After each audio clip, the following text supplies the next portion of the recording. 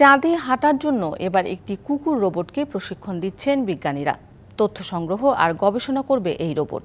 বিজ্ঞানীদের দাবি, হাঁটার সময় প্রতি পদক্ষেপে ঠিক মানুষের মতোই অনুভূতি পায় রোবটটি। স্পিরিটকে আরও কিভাবে উন্নত করা যায়, এখন চলছে তারই অনুশীলন। চাঁদের রুক্ষ মাটিতে হাঁটবে এবার স্পিরিট। রোবট কুকুর হবে চন্দ্রজয়ের আরেক সংযোজন।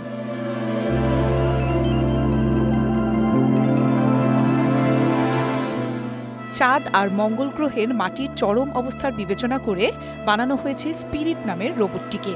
আপাতত যুক্তরাষ্ট্রের ওরেগন অঞ্চলের মাউন্ট হুড পাহাড়চূড়ার রুক্ষ ভূখণ্ড চষে বেড়াচ্ছে রোবটটি।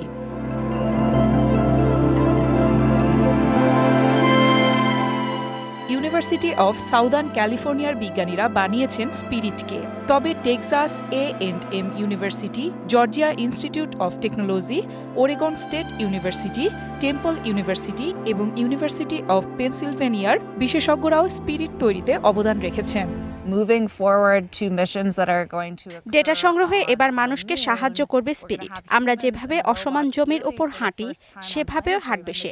স্পিরিটকে শেখানো হচ্ছে কঠিন এবং পরিবর্তনশীল ভূখণ্ডের সাথে কিভাবে মোকাবেলা করা যায়।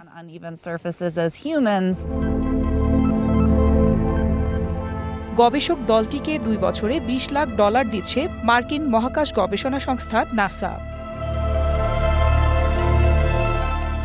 আফসানা নীলা, ডিবিসি নিউজ ডেস্ক।